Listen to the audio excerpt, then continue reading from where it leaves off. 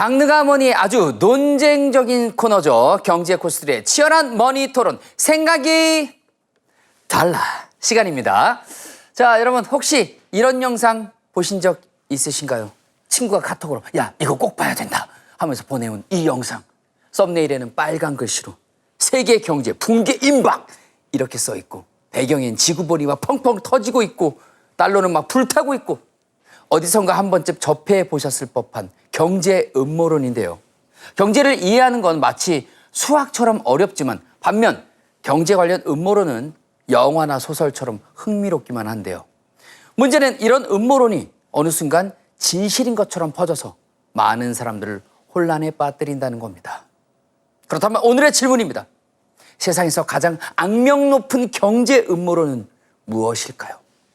이 궁금증에 대한 해답을 얻고자 생각이 다른 두 분의 투자 고수를 모셨습니다.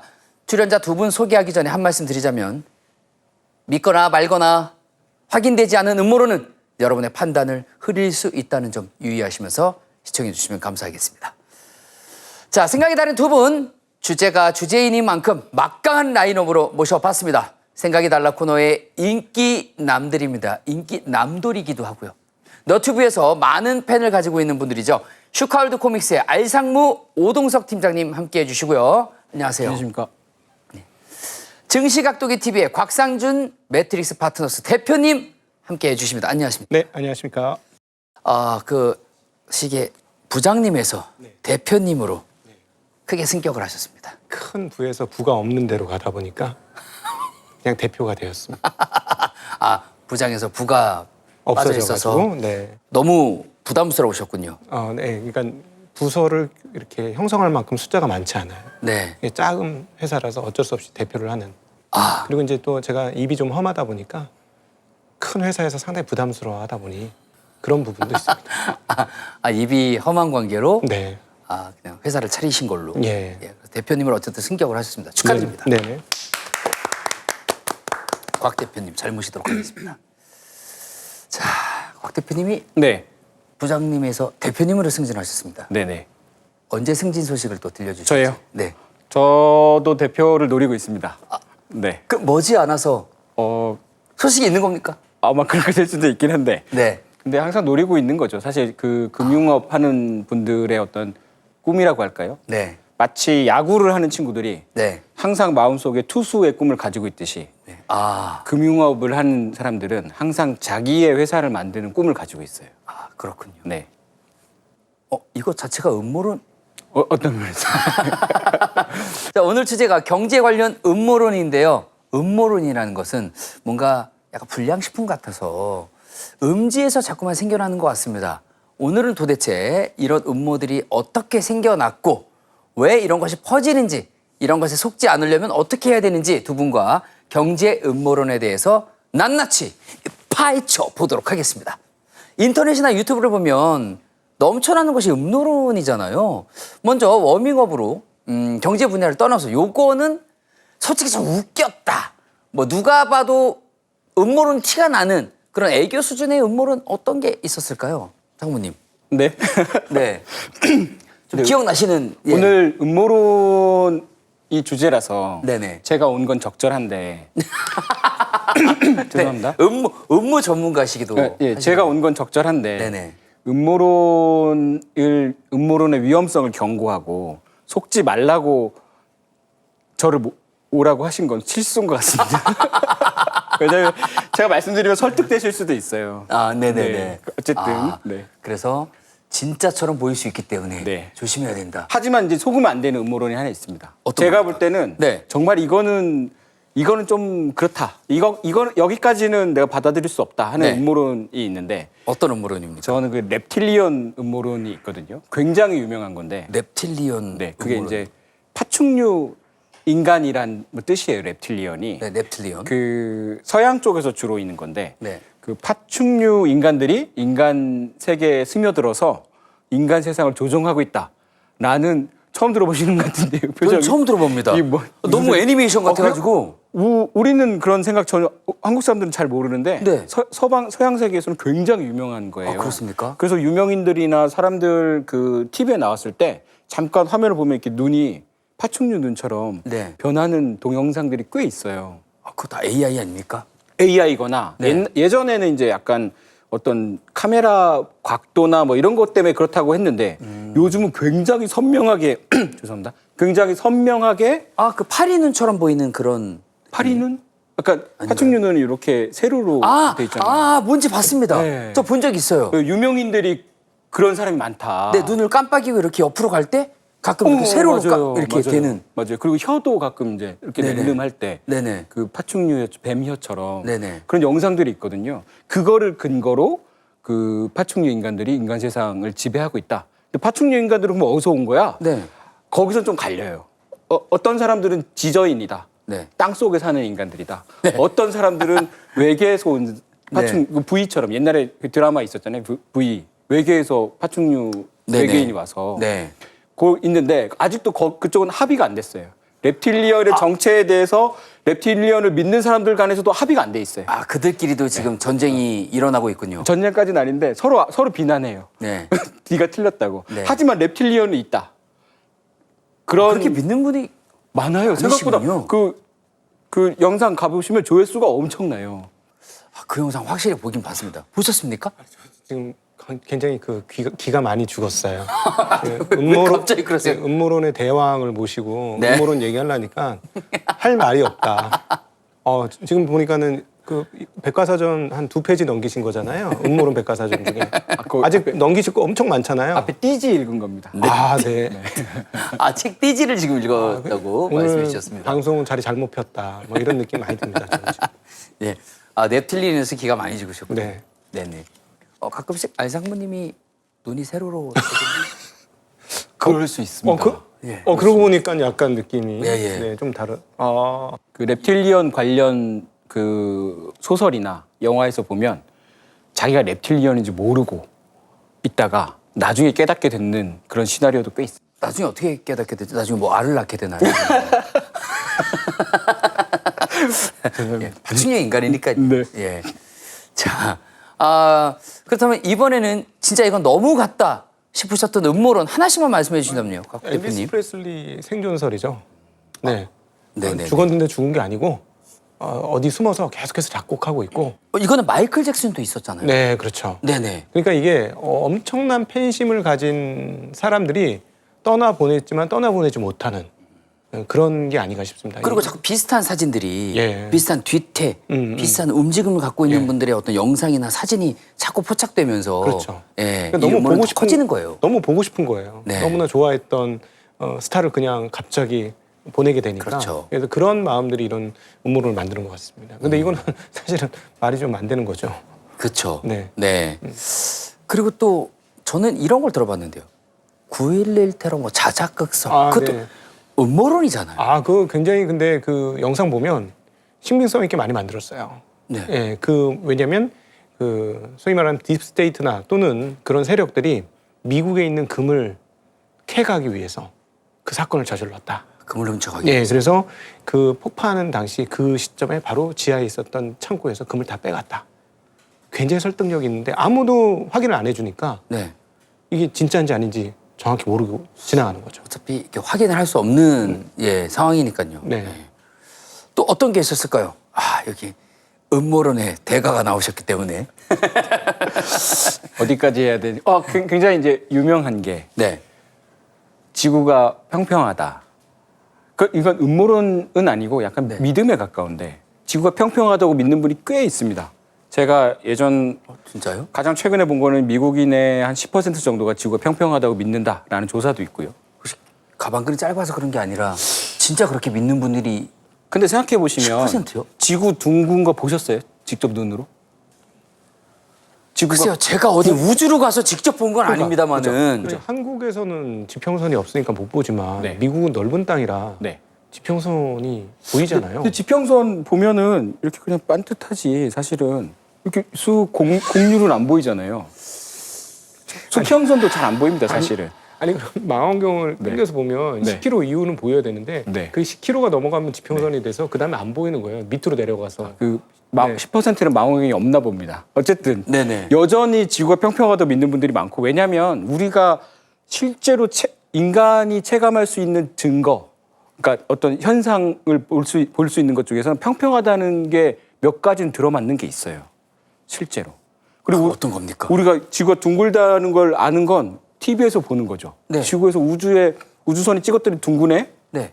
근데 우주선이 가보지 않았잖아요, 우리가. 그러니까 우리가 직접 타보진 않았습니다. 네. 그래서 여러 가지 상황상 달 착륙도 이제 달에 안 갔다라고 하시는 분들도 있으니까. 이건 들어봤습니다. 네. 실제로 달에 안 간 거 아니냐? 달 착륙은 뭐. 그러니까 저도 제가 약간 처음에 슈카 코믹스에서 좀 유명해진 게 네. 달 착륙 음모론을 제가 제기했는데 여기서 분명히 말씀드리지만 저는 달엔 갔다고 생각합니다. 네. 달에 갔다는 영상이 미심쩍은 거지. 그게 의심스러운 거예요. 왜냐하면 영상이 뭔가 약간의 뭔가 조작이 있을 것이다. 플랜 B였던 거죠. 왜냐하면 그때 달에 갈 때 그 뭐 히든 피겨스나 이런 영화를 봐도 실제로 기록에 남아 있어요. 당시 60년, 70년대 달에 간 거잖아요. 네, 그렇죠. 제대로 된 컴퓨터도 없었어요. 손으로 계산했다고요. 궤도 같은 걸. 네네. 그런데 못 갈 수도 있잖아요. 날려 보냈는데 중간에 못 가거나 뭐가 안 맞아서 그렇죠? 착륙을 못 할 수도 있잖아요. 네네네. 그러면 당시에 왜 달에 가려고 했냐면 미국하고 소련하고 어떤 체제 경쟁을 하고 있었거든요. 그래서 케네디 대통령이 달에 가겠다라고 네. 해서 케네디 대통령 때 간 건 아니지만 어쨌든 달에 못 갈 수도 있으니까 그거를 달에 간 것처럼 촬영을 했다라는 음모론이 있어요. 우리가 더 우월하다 이런 걸 과시하기 위해서. 그 날리는 걸 누가 촬영할 수는 없으니까 네. 그 달에서 우리가 달 착륙선에서 찍은 거야라고 하고 미리 스튜디오에서 찍어놨다. 그리고 생방송이라고 하고서 그 필름은 내보낸 거다라는 음모론이 있는데 네. 그거는 그 영상을 보시면 확실히 이상한 지점이 되게 많습니다. 그렇습니까? 네. 그걸 한번 다시 봐야 되겠네요. 네. 최근에 그 관련 영화가 있습니다. 플라이 투 더 문이라고. 플라이 투 더 문. 네. 네. 관련 영화군요. 네. 그 꼭 보시기 음모론에 관련된 영화입니까? 네. 그렇습니까? 네. 그러면 이 시간이 끝나고 찾아보도록 하겠습니다. 큰일 났네. 분량 하나도 안 나온다. 어떡하냐 정말. 지금부터 뽑으시면 됩니다. 네. 네. 자, 이제 좀 두 분 다 입이 풀리신 것 같습니다. 본격적인 토론으로 들어가 보도록 하겠습니다. 세상에는 정말 여러 종류의 음모론들이 있습니다. 세계 경제를 주무르는 어두운 세력이 있다는 식의 경제 관련 음모론. 특히 이 사람들의 불안과 호기심을 동시에 자극하는 것 같은데 그래서 단도직입적으로 질문을 드리도록 하겠습니다. 수없이 많은 경제 음모론들 중에서 가장 악명 높은 경제 음모론은 무엇일까요? 하나, 둘, 셋. 금융 엘리트. 가장 악명 높은 경제 음모론으로 알상무님은 금융 엘리트 음모론 선택을 해주셨고 곽 대표님은 딥스테이트 음모론을 선택해 주셨습니다. 알상무님 네. 명칭부터 좀 네. 낯설긴 합니다. 네. 금융 엘리트 음모론 이거 뭡니까? 정확히 이제 엘리트라는 단어 표현은 좀 애매하긴 한데요. 금융 엘리트 음모론은 실제 우리 세상은 굉장히 소수의 많은 금융 자본을 가진 자본가들이 세상을 좌지우지하고 있다라는 믿음입니다. 네. 금융 권력이 사실 세상의 권력의 핵심이다라는 믿음인 거죠. 그 몇 명이 세상을 지배하고 있다 뭐 이런 건가요? 그렇죠. 한 50명 정도? 정말 얼마 안 되네요. 그렇죠. 네, 저 학교 다닐 때 한 반 정도 됐던 것 같은데 50명이면. 맞습니다. 네, 그 그 정도가 전 세계 경제를 주무르고 있다. 경제뿐만 아니라 세계 전체를. 세계 전체를. 네. 누가 대통령이 될지, 네. 누가 뭐 지도자가 될지도 그들이 결정한다. 그 50명 안에서 네. 다 중요한 결정을 다 하고 맞습니다. 이 전 세계 인구 거의 80억 인구인가요 지금? 80억 인구가 다 따라가고 있다. 그런 거군요. 자기도 모르게 그냥 대부분의 사람들은 그런 존재조차 인지 못하고 네. 그냥 살아가는 거죠. 근데 이거 음모론이 아니라 이제 진짜일 수도 있을 것 같다는 생각이. 벌써 설득되셨어요? 진짜 들고 있어요. 예. 왠지 그럴 것 같아요. 그 얘기만 했는데. 네, 왠지 몇 명이서 막. 그렇습니까? 예. 그럴 것 같은 느낌이 듭니다. 자, 그렇다면 곽상준 부장님, 딥스테이트, 음모론. 요건 어디선가 들어본 것 같긴 합니다. 그렇죠. 예, 딥스테이트 음모론은 뭘까요? 지금 실존하고 있는 내용입니다. 그리고 이것으로 인해서 지금 세상이 크게 바뀌고 있죠. 이 어떻게 바뀌고 딥스테이트로 있습니까? 대통령이 된 사람이 하나 있어요. 트럼프입니다. 그 세력입니까? 아닙니다. 그 딥스테이트들을 물리치는 내가 네. 미국의 아이언맨이다 해가지고 등장한 인물이 트럼프죠. 아, 물리치겠다. 예, 그렇습니다. 네. 예, 그래서 이 딥스테이트는 뭐냐? 그 선출직 공무원이 아니라 원래부터 있었던 공무원. 일종의 늘공. 네. 어공이 아니라 늘공이 오래도록 계속해서 그 일을 하다 보니까 국가의 실질적인 경영자다. 그래서 국가는 이들에 의해서 좌지우지된다 하는 이야기입니다. 근데 이게 단순히 음모론이 아닌 게 이걸 가지고 트럼프라는 존재가 등장을 한 거니까 네. 이거를 그냥 무시할 수 있는 그런 상황이 절대 아닙니다. 아, 거기에 맞서겠다라고 하는 강력한 세력이 나왔으니까요. 네네. 네. 자, 그럼 두 음모론들은 어디에서 어떻게 시작이 됐습니까? 그냥 뭐 만들어낸 이야기 아닌가라고 하기에는 의외로 네. 뭐 이것저것 뿌리가 좀 깊은 것 같습니다. 이것저것 이야기가 좀 많이 나오고요. 먼저 금융 엘리트 음모론 언제부터 이런 이야기가 시작됐습니까? 사실 금융 엘리트 음모론의 뿌리는 아무래도 로스차일드라고 할 수 있죠. 저희가 어떤 기록에 남고 네. 그 뭐랄까 그래도 좀 경험할 수 있는 또 인지할 수 있는 가장 부를 많이 쌓은 가문이 로스차일드거든요. 네네네. 사실 그 전에도 있습니다. 그 전에도 고대에는 뭐 이 에티오피아 여왕이라든가 솔로몬 왕이 이렇게 굉장히 부가 근데 그들 그 부가 지금까지 이어지진 않았고 그렇죠. 지금 저희가 알고 있는 건 독일에서 시작된 로스차일드 일가인데 로스차일드가 무슨 뜻인지 아세요? 그건 모르겠습니다. 차일드 아닙니다. 그 로스가 이제 독일어라서 네네. 붉은 방패란 뜻이에요. 붉은 방패요. 네, 로스쉴드예요. 예, 어린 친구가 아니었군요. 네, 그래서 처음에 그걸 들으면 오, 애기들 뭐 이러는데 사실 은 붉은 방패라는 뜻이고 동안 가문인 줄 알았습니다. 동안 가문. 뭔가 어려 보여서. 네.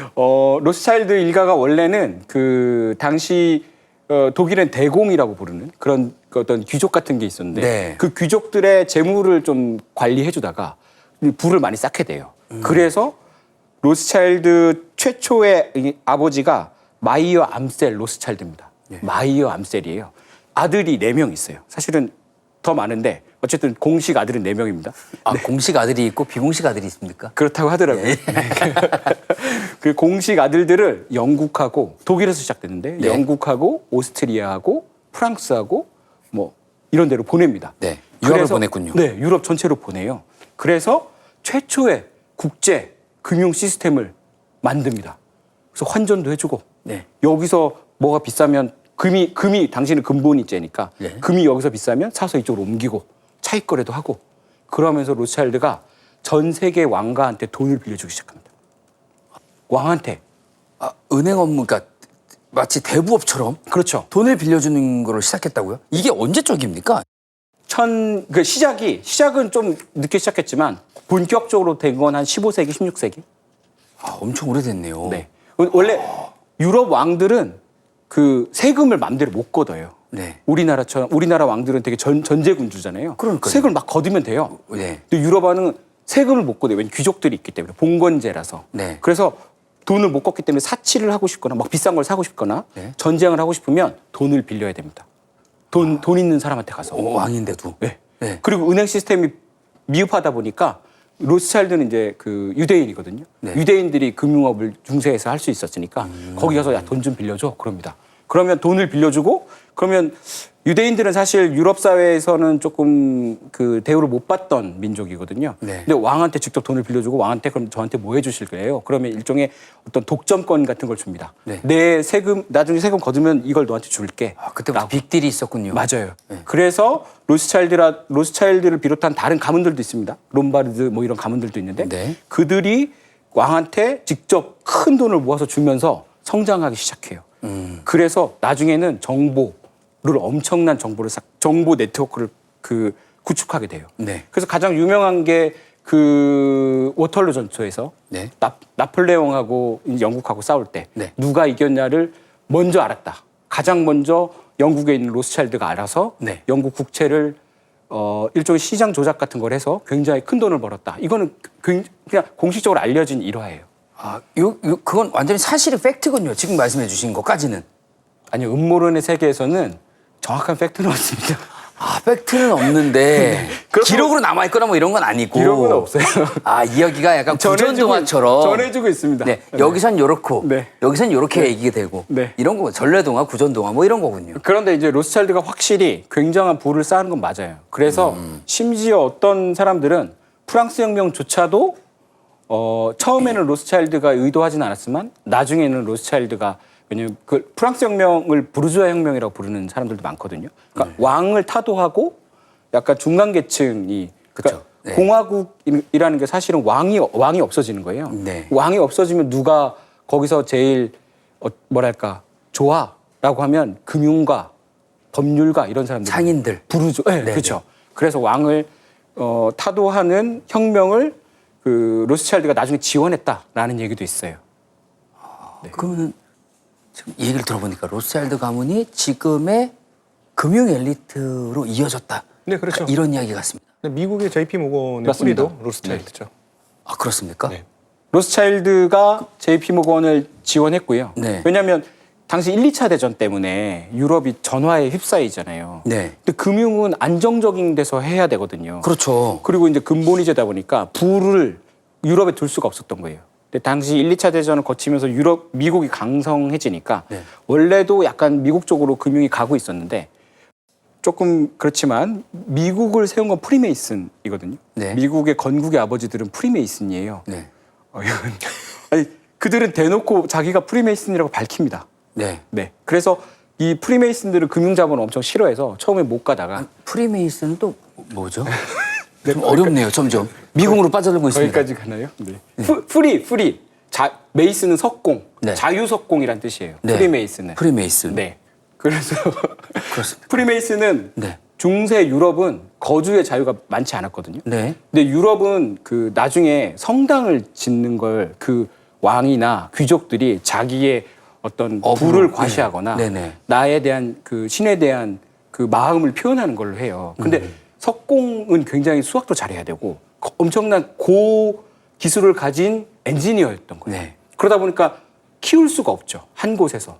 그러다 보니까 석공들은 이 어떤 왕이 부르면 가는 거예요. 이렇게 가서 너가 잘 만들 것 같으니까 와서 만들어줘. 그래서 나는 프리야. 난 누구의 얽매인 사람이 아니고 나는 프리랜서야. 프리랜서. 그리고 나는 신의 어떤 그런 집을 짓는 사람이야. 그래서 자긍심도 엄청 뛰어나고. 그리고 사실은 수비학이라고 메이슨들, 그러니까 건축하는 사람들은 수비학을 그러니까 수를 되게 잘하는 거죠. 네, 수학. 네, 수학. 네네. 그러다 보니까 일종의 이제 거기에 신비주의도 좀 있고 나중에 그 성전 기사단이 합류하면서 성전 기사단이라고 있습니다. 네. 네, 성전 기사단. 누가 자꾸 합류가 됩니다, 지금. 네. 합류가 되고 있어요. 그럼 그쪽은 이제 이 일종의 그 합종 연행을 좀 해요. 네. 왜냐면 이제 결이 맞을 수도 있으니까요. 그래서 그러면서 프리메이슨이 되게 대표적인 음모론 조직으로 우리한테 알려져 있죠. 거기서 좀 조금 나중에 떨어져 나오는 게 일루미나티, 종교적으로 떨어져 나오는 게 지금 일루미나티. 음모를 더해서 네. 그래서 음모가 더해지고 네. 예, 옆에 또 혹이 있고 네. 그 옆에 또 혹을 짰는데 또 혹이 또 나왔네요. 예, 지금 계속해서 개미집 구조가 되고 있는 것 같습니다. 질문이 뭐였죠? 네. 결국에는 네. 뭐 유대인 가문이 세계 예, 금융 엘리트 어디서 시작됐냐? 로스차일드에서 시작됐다고 다들 인정하고 있죠. 예, 그건 받아들이고 있습니다. 근데 지금 그렇군요. 전 세계 부자 중에서 네. 전 세계 부자 은행 중에서 로스차일드 들어보셨어요? 못 들어봤죠. 아니요, 못 들어봤습니다. 근데 영향을 줬다고 아까 말씀해 주셨잖아요. 네네. JP 모건이. 네. 예. 그러니까 로스차일드 일가가 1, 2차 대전을 끝나면서 특히 2차 대전이 끝나면 거의 사라져요. 표면에서. 아니 그렇게 힘이 셌는데 어떻게 그렇게 한순간에 사라질 수 있어요? 그렇죠. 그래서 그때 이 음모론자들이 추정하고 있는 건 너무 내 공격을 많이 받는 거예요. 네. 돈도 너무 많고 그러니까 나는 수면 아래로 가서 이 배후 조정만 하고 내 대리인들이 하는 거예요. 그게 JP 모건, 뭐 미국 연준, 유럽 은행들, HSBC 이렇게 생각하고 있는 거예요. 그게 아까 처음에 말씀드린 그 50명 중에 적당 20명은 로스차일드가 아닐까. 아 거기가 뿌리이기도 하고 핵심 요원이기도 하고 네. 그 50명 중에 거의 한 절반을 차지할 것이다. 그리고 로스차일드가 유럽에 가면 그 생물 학자들이 되게 많아요. 그래서 네. 그 생물 그 학명에 보면 로스차일드가 꽤 많아요. 로스차일드가 사람들이 네. 학자도 되게 많거든요. 네네. 그리고 그 포도밭도 굉장히 많이 샀어요. 그래서 로스차일드 일가가 사실상 돈 들어가는 건 다 했네요. 네, 부동산도 엄청 많이 가지고 있고. 네네네네. 그런데 전 세계 부자 순위는 잡히지 않아요. 아직도. 없잖아요. 전 세계 50위 하면은 지금 일론 머스크가 제일 부자라고 하잖아요. 그렇죠.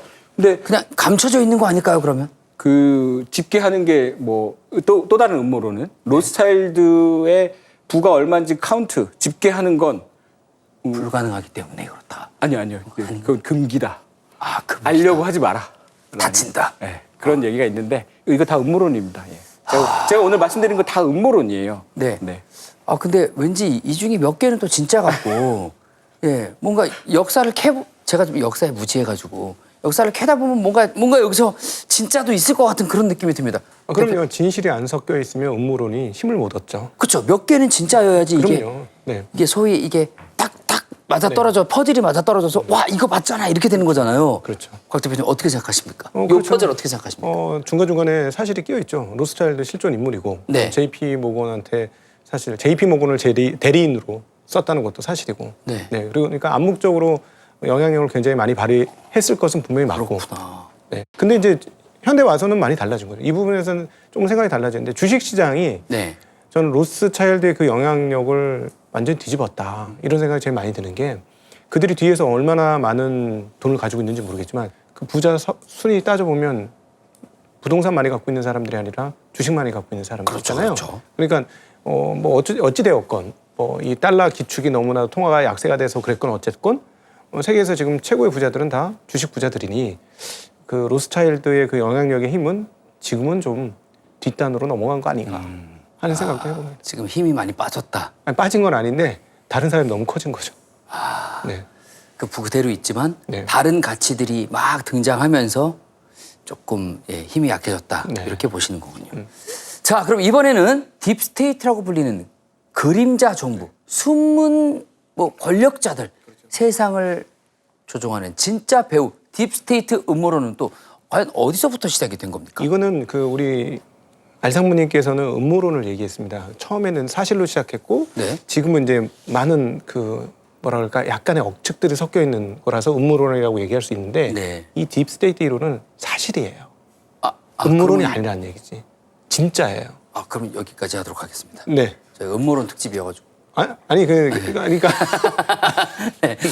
이게 왜 사실이냐면 네. 없는 게 만들어진 게 아니고 물론 최근에 약간 극화되긴 했는데 네. 처음 시작은 사실이었다는 얘기예요. 사실로 시작돼서 그렇죠. 감춰진 게 있을 뿐 네. 세상에 드러나지 않은 뭐 어떤 이거 사실을 극화했어요. 최근에 와서. 네. 예, 트럼프 세력이 극화를 한 건 사실인 것 같고. 네네. 근데 딥스테이트는 있는 건 맞죠. 왜냐하면 이제 대표가 이제 튀르키예 이야기인데요. 1차 대전 때 튀르키예가 거의 망할 뻔했어요. 근데 무스타파 케말 아타튀르크라는 장군이 그 나라를 잘 지켜냅니다. 그러면서 이 사람이 수행했던 개혁이 뭐냐면 기존에 원래 칼리프가 나왔던 게 튀르키예거든요. 네. 그러니까 이슬람 짱국가가 네. 튀르키예였는데 그 이슬람주의를 세속주의로 확 뒤집어 엎어버립니다. 네. 그리고 그 뒷단에 그것을 계속 유지하기 위해서 이게 그 무스타파 케말 아타튀르크 장군이었어요. 네. 이분이 대통령까지 되는데 네. 이분이 장군이 대통령이 되니까 그 뒷단에 누가 행정의 요직을 차지했을까요? 군부죠. 그렇죠. 예. 근데 이 군부가 계속 힘을 발휘한 거예요. 그래서 그 이슬람 정부가 들어서려고 하면 이들이 나와서 뭐 예를 들어 쿠데타를 일으킨다거나 이렇게 해서 무화시켜 버리고 계속해서 군부의 권력을 무력으로 그대로 지배를 했군요. 그런 흐름들이 있었던 거죠. 그래서 이게 이제 딥스테이트의 원론이고요. 그리고 실제로 있었고 가까운 예로는 태국이 그렇죠. 태국이 여전히 군부가 실질적인 권한을 다 가지고 있습니다. 근데 겉으로는 선거도 하고 다른 사람의 선출직이 나와서 하는 것처럼 보이지만 네. 잠깐 이상하면 군부가 나와서 다 흔들어 버리죠. 이게 딥스테이트의 실체죠. 근데 문제는 뭐냐면 이게 미국으로 넘어가서 극화되기 시작하는 상황이에요. 네. 예, 미국에서는 왜 지금 우리가 이렇게 힘들게 사느냐는 저소득층의 그 어떤 뭐랄까 항변 아니면은 뭐 항의 뭐 이런 것들이 막 쏟아져 나오는데 여기에 대해서 설명을 해줘야 되는데 설명한 이론이 뭐냐? 민주당을 비롯한 오래도록 집권을 했던 그들이 만들어낸 행정 관료 시스템이 우리를 이렇게 만드는 것이다. 라는 것이 확대 재생산되면서 딥스테이트론으로 자리를 잡은 거고 그것을 타겟으로 해서 나왔던 사람이 바로 트럼프입니다. 내가 이 딥스테이트로 일반 미국인 사람들을 삶을 엉망으로 만든 이 시스템을 누르고 메이크 아메리카 그레이트 어게인 하겠다. 내가 미국의 아이언맨이 되겠다. 했는데 이게 통했습니다. 정말로 믿어요. 그 먹혀서 지금 당선이 된 거잖아요. 네, 맞습니다. 네. 예.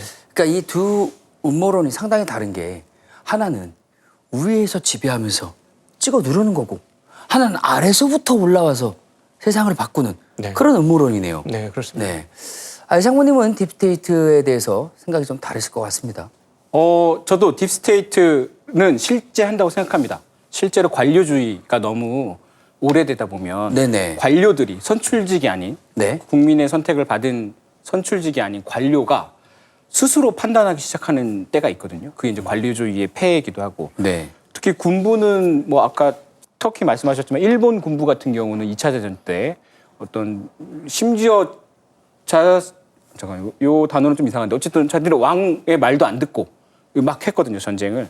그리고 자기네가 지키기로 한 룰을 어겨가면서까지 그죠. 예, 자기네끼리 만든 룰이긴 네. 하지만 일본 군부는 당시 뭐 하극상과 내부 반란이 거의 일상화됐었어요. 아, 이렇게 정리해도 될지만 몰상식의 끝이라고 봐야 되겠죠. 그렇죠. 약간 예. 그러다 보니까 그리고 룰이 없는 미국 같은 경우는 지금 뭐 CIA나 FBI나 또는 중앙 관료들, 워싱턴에 있는 중앙 관료들이 정권은 바뀌잖아요, 자꾸. 그렇죠. 정권도 바뀌고 정치인도 바뀌어요. 네. 그러다 보니까 자신들이 옳다고 생각하는 이 엘리트들이 다 아이비리그 나와서 엘리트들이 게다가 미국은 대를 이어서 하는 경우가 많아요. 아버지가 CIA면 그 자식도 CIA를 하거나. 특이하게 그렇더라고요. 네. 그리고 경찰도 특히 뭐 경찰도 좀 그런 게 많아요. 군인도 그렇고. 네네. 그러다 보니까 대를 이어서 그 일종의 신념이죠. 그들의 신념, 관료들의 신념이 이어지고 있는 거예요. 미국은 이렇게 해야 돼. 우리는 전 세계에서 이런 역할이야. 근데 이제 세상이 바뀌면 정치인들은 그걸 바꾸려고 하는데 잘 못 바꾸니까 그런 게 존재하는데 문제는 너무 음모론 치고는 너무 백일화에 드러나 있다는 거죠. 그 로스차일드 어디 갔어? 라고 하면 로스차일드 찾을 수가 없잖아요. reptilian 못 찾겠는데 근데 실제로 본 적은 없으니까요. 그러니까 CIA 국장은 보이고 네. 그리고 뭐 조직도 보면 나오거든요. 네. 그리고 그 사람들 월급쟁이에요. 네.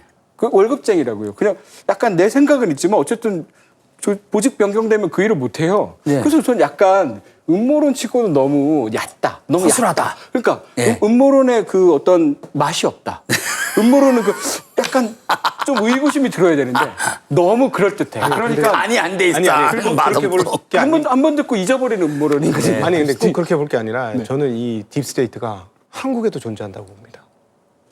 이게 문제예요. 한국에도 딥스테이트가 존재해요. 이거는 주식 투자를 해본 사람은 요즘 느끼기 시작했어요. 대표님 있었구나. 대표 되셨는데 지금 막 그런 거 언급하셔도 되나요? 한국에도 그러니까 딥스테이트가 존재한다. 제가 왜 주식으로 이렇게 잘 못할까? 네. 그냥 바로 저예요, 그게. 그 의문이었는데 네. 이 의문이 확 풀리게 만드는 한국판 딥스테이트 이론이 있는 거예요. 네. 근데 이게 실존한다. 잠시만요, 이건 성님. 주식으로 깨져보신 분은 제 말을 듣자마자 딱 이건 느낌 이제 오실 거예요. 음모론이 아닌 것 같습니다. 그러니까 빨리 네, 사실인 것 같아요. 네. 물어보셔야 될 것 같은데. 어떤 세계입니까 도대체? 이 잡아야 됩니다, 빨리. 한국의 딥스테이트는 네. 부동산 딥스테이트입니다. 그래서 부동 네, 스테이트군요. 네, 부동 스테이트. 네, 부동산을 지키기 위한 암묵적 딥스테이트가 만들어져 있다. 그래서 그들이 절대적으로 부동산 가격을 떨어뜨리지 않기 위해서 다른 어떤 것도 잘 되지 못하게 만든다. 자, 근데 따져볼까요? 내가 부동산을 갖고 있으니까. 아니, 지금 이제 이게 그 표면으로 이번 정부 들어와서 표면으로 드러나기 시작한 거예요. 네. 이번 정부가 뭐라고 했냐면 이제 비생산적인 부동산에서 생산적인 기업 쪽으로 자금 흐름을 물꼬를 돌리겠습니다. 그래서 주식시장을 활성화하겠습니다. 코스피 5천 얘기가 딱 나왔는데 부동산 딥스테이트들이 내는 안을 보니까 이게 주식시장 올리려고 하는 아니야? 라는 거죠. 첫 번째, 최근에 나왔던 법. 네.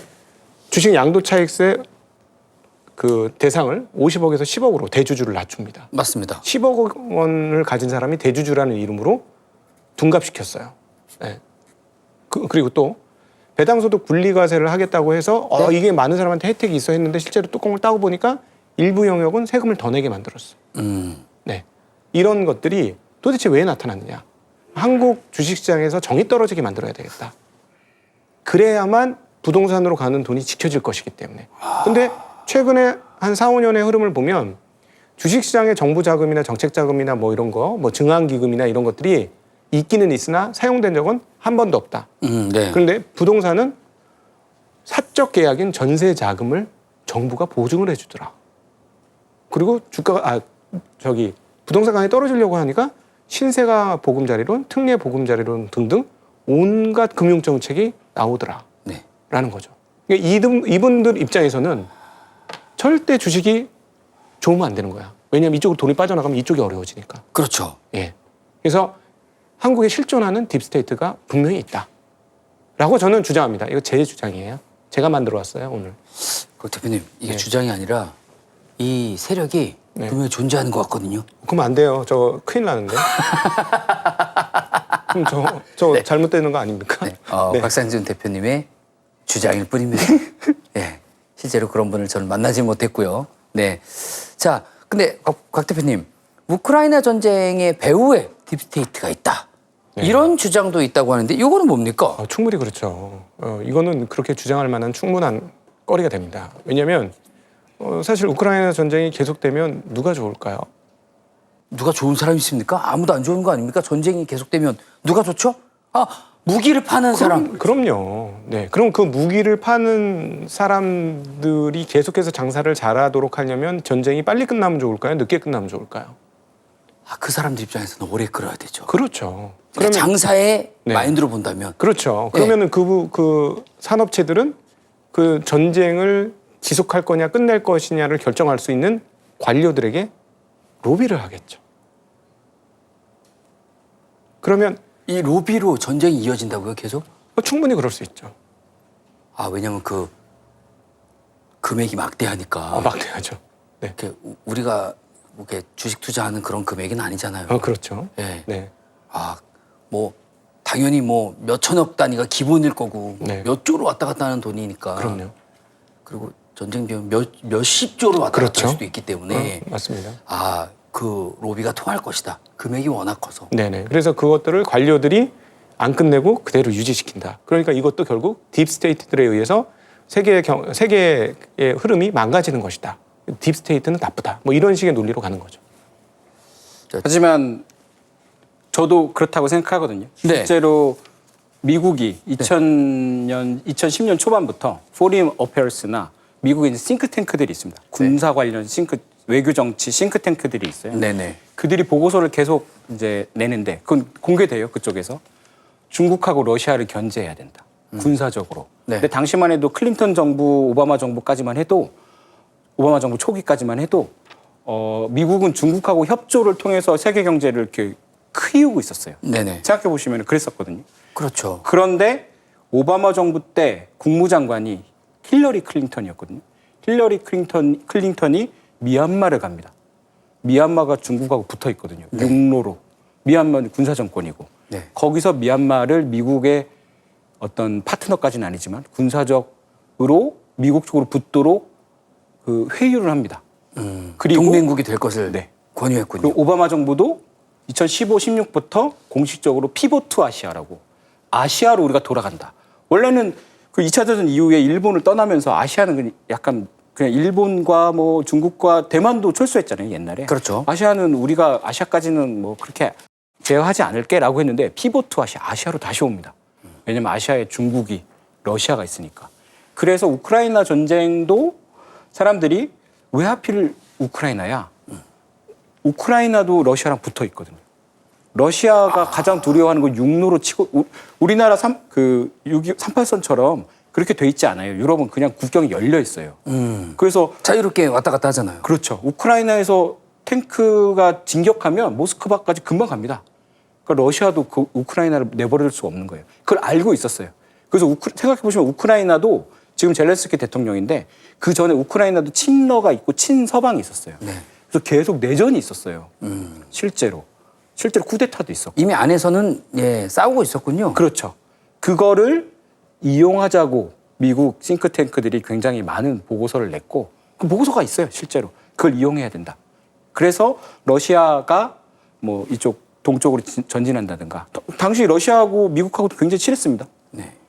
굉장히 그래서 G8도 만들어졌잖아요. 원래 G7인데 네. 러시아 껴져서 G8도 아, 이게 점점 음모론이 아니라 사실로 가고 있습니다. 그래서 네. 예, 우크라이나 전쟁 그 전에는 이제 그 키예프 이런 데서도 그 전에도 전쟁이 있었어요. 2014년에도 잠깐 있었고. 네네네. 그래서 그게 터진 거고 뭐 일부에서는 궁극적으로 중국을 압박하는 거다 군사적으로라고 하는데 이거 다 음모론입니다. 지금 얘기하는 거 다 아니, 음모론이에요. 만약에 진짜 이 네. 전쟁을 내 이득을 위해서 계속 연장한다.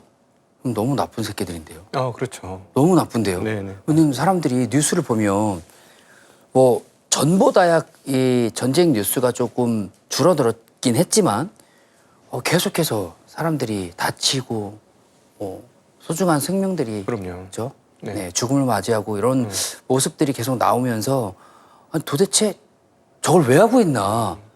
아니 어서 빨리 하루라도 정리를 해야 될 텐데 시작도 하지 말았어야 되는데 이걸 왜 저렇게 매일매일 저렇게 끌고 있을까라는 생각을 하게 됐는데 근데 이게 앞으로 전쟁이 없어질 거냐 줄어들 거냐 그건 굉장히 불투명합니다. 왜냐하면은 세계 경찰 역할을 하던 미국이 경찰 입장에서 발을 빼고 있어요.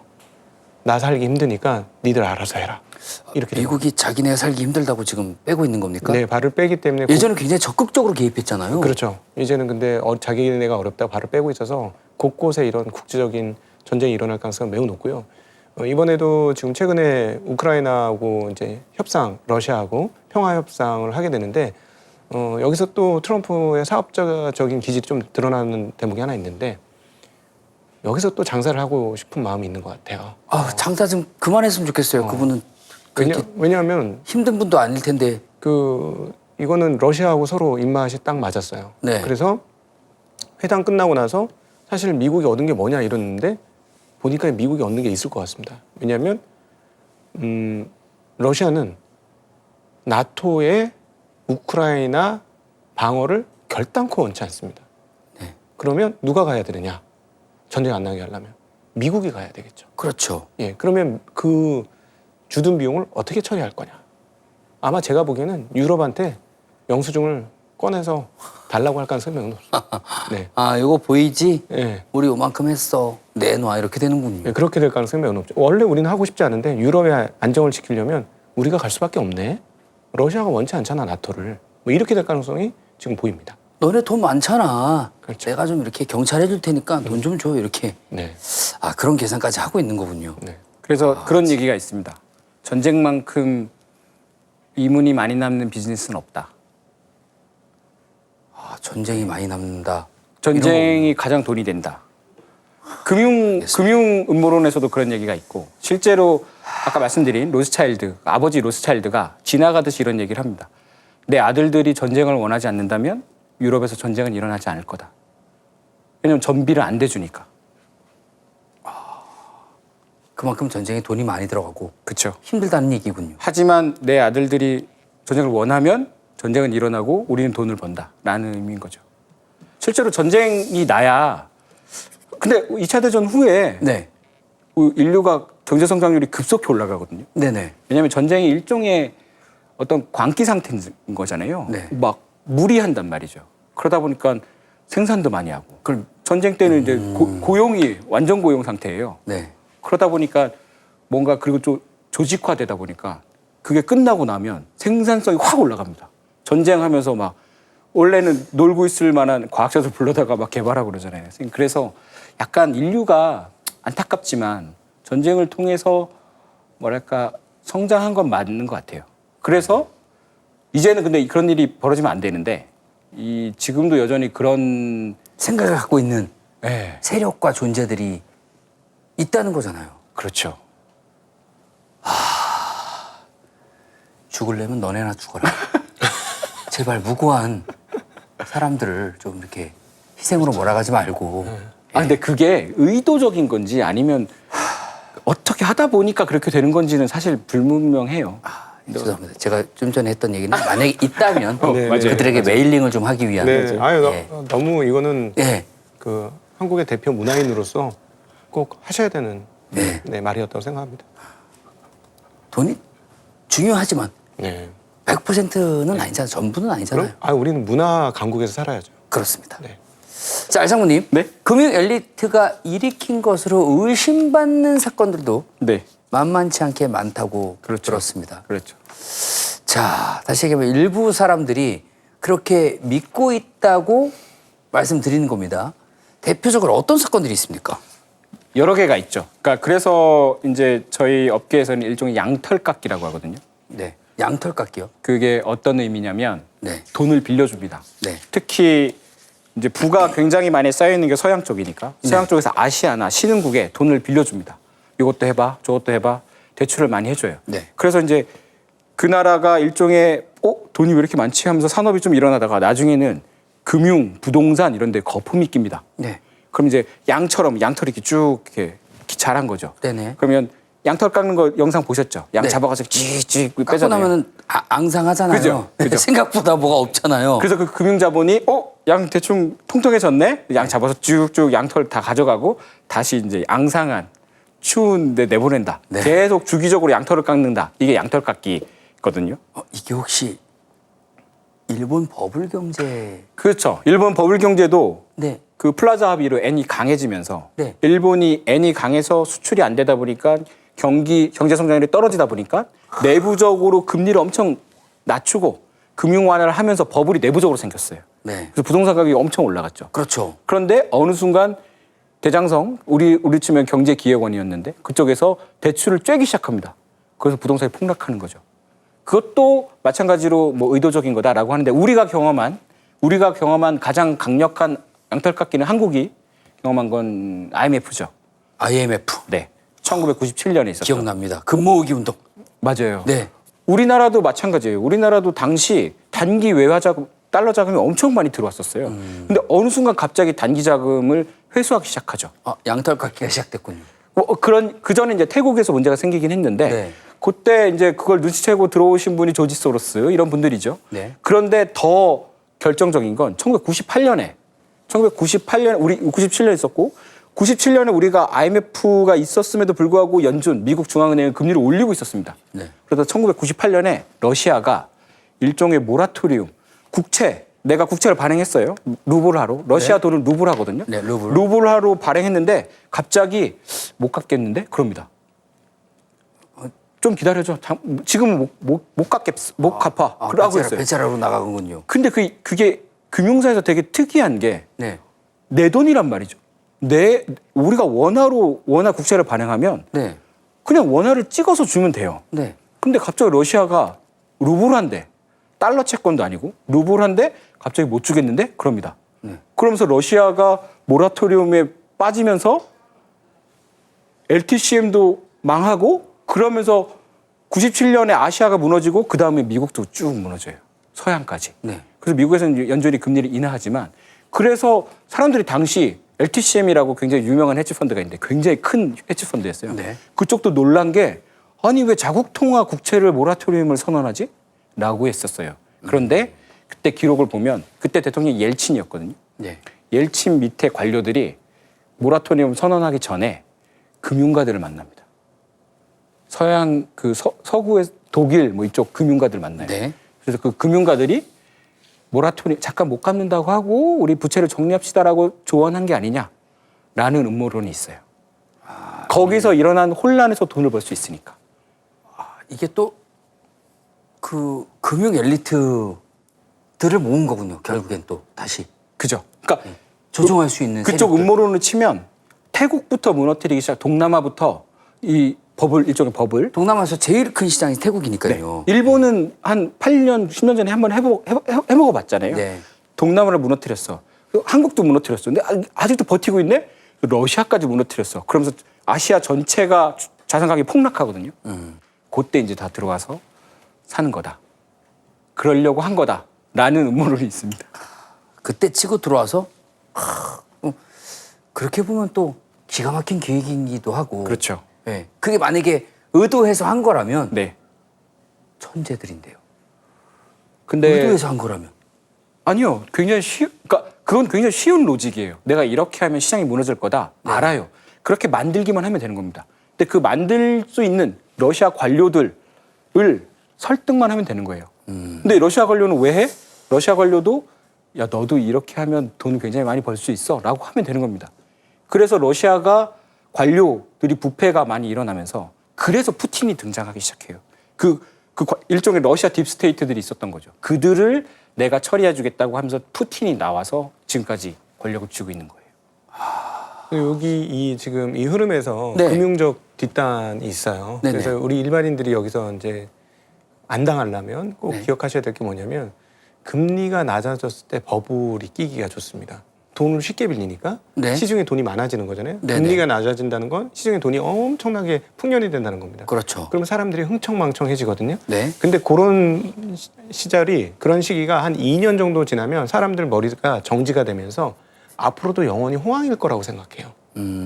그때 조심하셔야 됩니다. 지금 배부를 때 배가 안 꺼질 것 같잖아요. 네. 왜 전 저녁만 많이 먹어도 네. 내일 아침까지는 괜찮겠다. 점심도 안 먹어도 되겠는데? 이런 생각하지만 네. 자기 전에 또 먹죠. 예, 그렇죠. 예. 그러니까 이렇게 풍성할 때 계속 좋을 거라고 생각하는 그 시점에 양털을 깎을 수 있는 최고의 방법은 금리를 올리는 겁니다. 왜냐하면 논리도 맞아요. 버블이 끼었으니 너무 과열되었으니 이로 인해서 헛 거품이 만들어지니 이것을 예방하기 위해서는 금리를 올려서 시중에 있는 돈을 은행으로 끌어들여야 되겠다. 네. 이렇게 되거든요.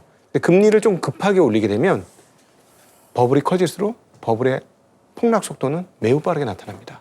그래서 여러분들이 꼭 기억하셔야 될 포인트 하나는 금리가 올라간다 할 때는 금융권에서 항상 주의하셔야 됩니다.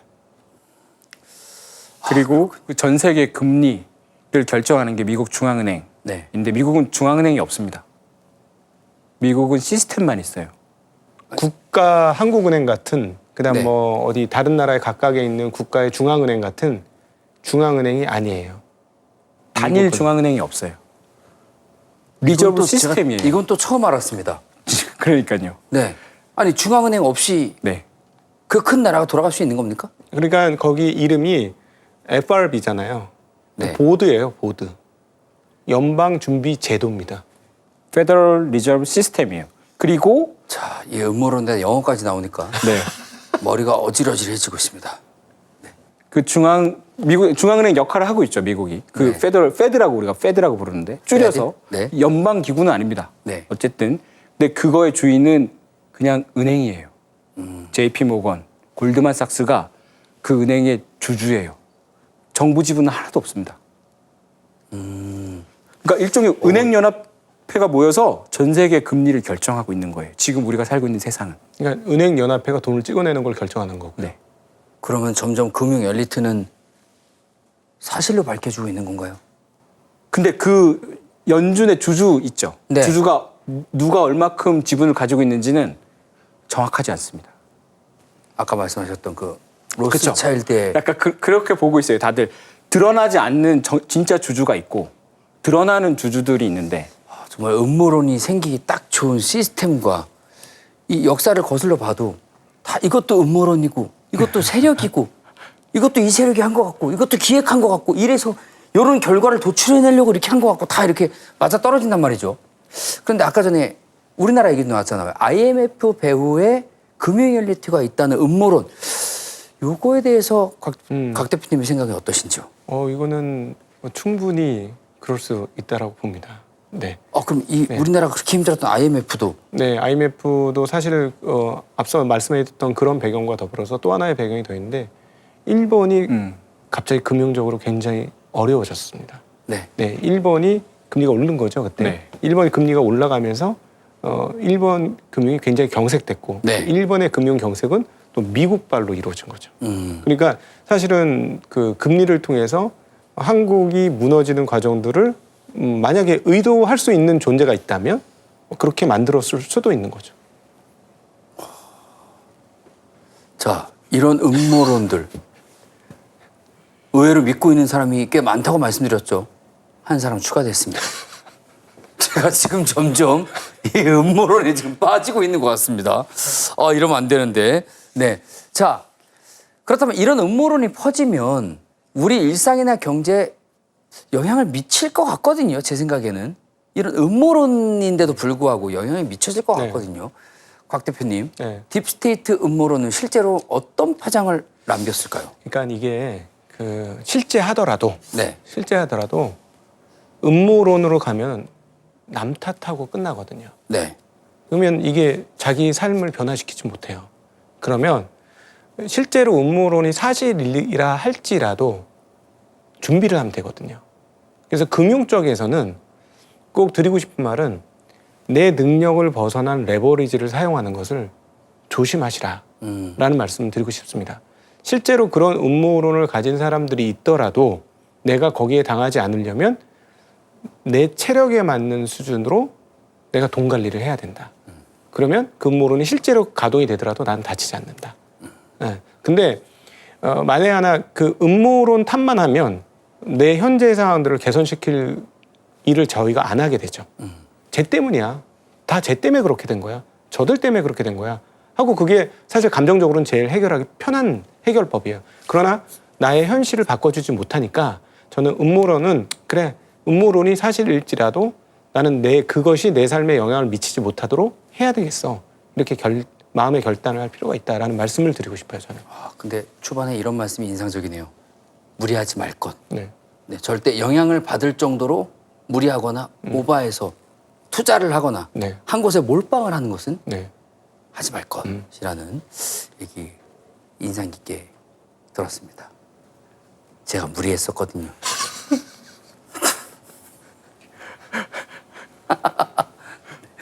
네, 알고 계시죠? 예. 아, 자, 그리고 아까 전에 좀 궁금했던 게 딥스테이트 음모론이 트럼프를 낳았다.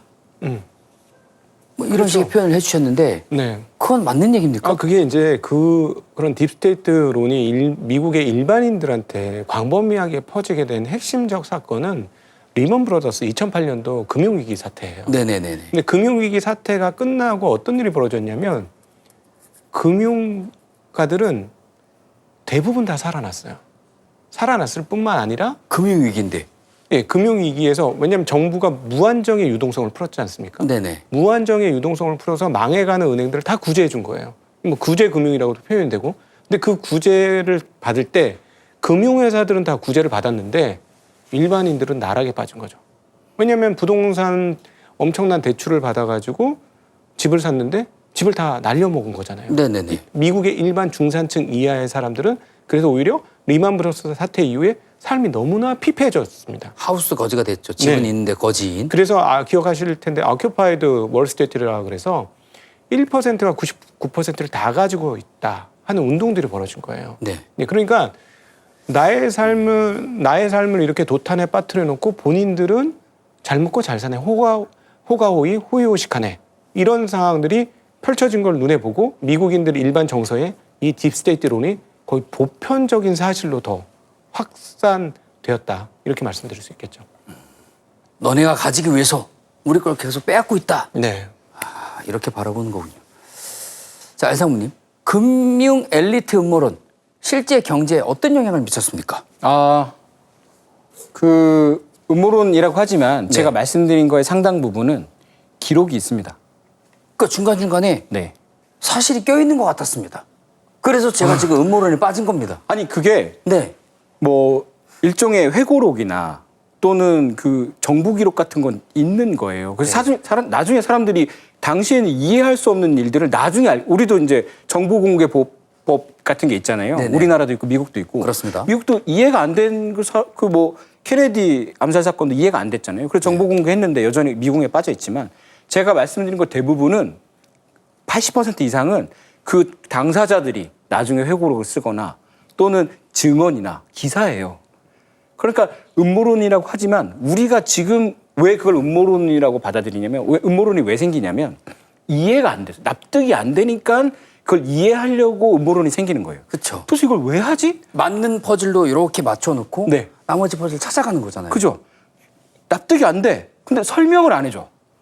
아까 말씀드렸죠? 왜 러시아 너네는 너네 돈인데 모라토리움을 선언해? 그냥 찍어서 주면 되는데 네. 설명을 안 해줍니다. 그러니까 이런 음모론이 나오는 거죠. 다른 아시아 금융위기도 마찬가지고요. 사실 우리나라가 당시 달러가 없어서 IMF 가서 달러를 빌리러 간 거거든요. 네. 그런데 못 빌릴 정도는 아니었어요, 사실은. 근데 안 빌려주기 시작했죠, 갑자기. 일본에서부터 안 빌려주기 시작해요. 문을 닫았군요. 네. 50년이 다 닫군요. 왜 갑자기 왜라는 질문에 대답을 해주지 않아요. 그러니까 이건 누가 의도가 있는 거 아니야? 라고 하는 거죠. 그죠? 아, 그때 당시에 그 정도는 아니었군요. 아니었어요. 우리 그래서 금방 회복했잖아요. 98, 99, 2000년도에 경기 엄청 좋아졌어요. 네네네. 조금만 돈 들어가니까. 네. 그죠? 저도 금 모아서 그렇게 된 줄 알았어요. 금모으기 운동도 또 뒷얘기가 있습니다. 아, 있습니까? 장- 이거 또- 꼭 들어야 되겠어요. 이거는 장난 짧게 아니에요. 네. 금 모으기 무슨 음모가 있습니까? 그때 우리가 금을 왜 모았을까요? 저희 달러가 필요해서 그렇죠. 모은 걸로 알고 있습니다. 금은 여전히 지금도 네. 달러처럼 계속 오르고 있어요. 그 국제 통화예요. 기축 그렇습니다. 통화예요. 예. 그래서 우리가 달러가 없으니까 달러가 거의 외환보유고가 바닥났으니까 금을 모아서 금을 팔아서 달러를 가져와서 달러가 있어야 우리가 석유도 사고 그러니까. 그때 많이 산 거 아닙니까? 뭘요? 그때 근데 진짜 부자들, 네. 진짜 금융 엘리트들은 네. 금을 안 냈다는 얘기가 있습니다. 맞아요. 그리고 우리가 모은 금을 빼돌렸어. 이런 나쁜 놈들. 그것도 기록에 있습니다. 잘 찾아보. 우리 엄마 아버지도 그때 줄을 서가지고 그 금을 줬죠. 금을 모았는데. 그 금이 어디로 갔을까요? 어디 물리적인 금이 있을 거 아니에요. 네. 그 누가 가져갔을까요? 그거 어디 갔어요? 대기업으로 갔습니다. 대기업이 그걸 처리했어요. 어디 팔아야 될 거 아니에요. 네. 달러를 가져오려면. 네. 그럼 내가 개인이 가가지고 뭐 어디 미군 부대 가서 팔 수는 없는 거잖아요. 그렇죠. 그 금을 모아서 대기업이 밖에다 팔았죠. 네. 그럼 당시에 달러 가지고 있는 데가 짱 아닙니까? 우리는 원화 받고 금 넘겼죠. 그럼 대기업이 가지고 있네요, 달러를. 뭐 대기업이 가져간 건 아니지만 가져간 건 어쨌든 아니지만. 그런 식으로 굉장히 많은 그 이익을 취했다라는 게 있어요. 제가 또 음모론이죠. 음모론 아니에요. 아, 이건 음모론이 아니라 그 진짜입니까? 심지어 연구도 있습니다. 연구도 왜냐면- 실제로 그 효과가 없다. 왜냐면 그거는 약간 금모- 정신승리였다. 그러니까 정신적인 기억이 나거든요, 네, 어렸을 맞아요. 때. 근데 그건 일종의 박찬호 같은 거죠, 우리한테는. 어떤 힘을 주는 어떤 그런 무브먼트였던 거지. 운동이었던 거지. 금모기 운동이잖아요. 네. 금 모아서 이제 외환보유고 해결을 못 했어요. 그 정도 모아서는 안 됩니다. 제가 태어나서 했던 운동 중에 가장 기억에 남는 운동이 금모으기 운동입니다. 네. 예. 네. 같이 줄을 서가지고 네. 금을 막 모아가지고 많이는 없었습니다. 엄마 아버지가 금이 많이는 없으셨고 모아가지고 했는데 그게 권혁수 앵커님 돌반지잖아요. 본인 거였어요 원래. 아, 제 거였나요? 그렇죠. 돌반지 본인 거지. 아, 저는 그 당시 저한테 안 맞길래 제 거 아닌 줄 알았죠. 아 컸으니까. 제 거군요. 네. 그거 어디서 돌려받을 수 있을까요? 못 봤죠. 아, 알겠습니다. 네. 그래서 이런 패턴이 있거든요. 네. 양털깎이처럼 패턴과 사이클이 있습니다. 아, 양털깎이 패턴. 특히 이제 뭐 10년 주기, 8년 주기 이러는데 98년, 97년 금융위기가 있었죠. 네. 2008년, 그러니까 아시아 금융위기가 있었죠. 네. 2008년에 금융위기가 있었죠. 미국에서 금융위기가 있었고요. 그렇죠. 그리고 전 세계를 여파로 다 이렇게 돌아갔죠. 2016년에도 주가가 엄청 많이 폭락했죠. 네. 그리고 2022년도 주가가 많이 하락했죠. 그 주기가 있어요. 금리를 지그시 그러니까. 올리는 주기가 있습니다. 10에서 11년, 2년 주기로 계속 뭔가 올라갔다가 그렇죠. 확 내려가고. 그런 느낌이 있는 거죠. 왜냐하면 사람들이 그 폭락의 두려움을 잊는 게 한 8년 정도면 잊어버리거든요. 8년이 지나면 내가 아, 그때 이제는 괜찮다. 네. 회복했어. 그리고 그거 아예 이제 회복 못한 사람들은 시장에서 떨어져 나가고 네. 새로운 들어온 사람들은 올라가는 시장만 보게 돼요. 그게 이제 8년 정도거든요. 근데 생각해 보시면 가장 주가가 한국이 좋았을 때 2017년이었어요. 계속 올랐죠. 네. 지금 2025년이니까 한 7, 8년 지나고 있는 겁니다.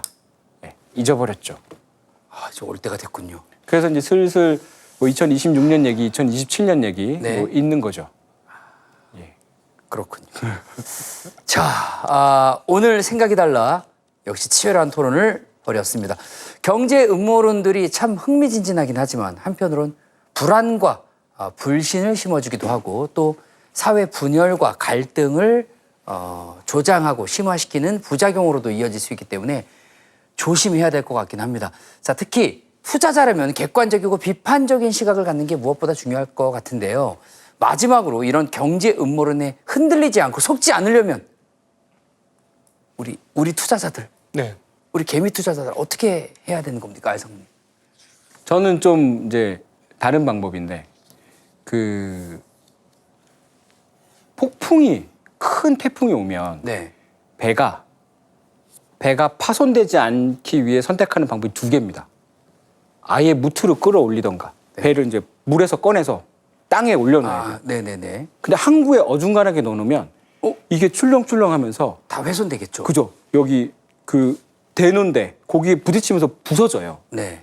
그러면 배를 끌고 바다로 아예 나가버립니다. 거기서 계속 배가 도는 거죠. 그 파도를 아예. 타고 있는 거예요. 아예 한가운데로 가면 맞아요. 장애물이 없는 공간에 가면 그래도 거기도 이제 출렁출렁 파도는 하겠지만 험할지언정 달리면 부서지진 않는 거예요. 장애물은 없으니까. 그죠? 계속 달리면서. 그러면 금융 음모론에 당하지 않으려면 우리가 선택할 수 있는 건 두 가지입니다. 금융에 아예 얼씬도 안 하는 거예요.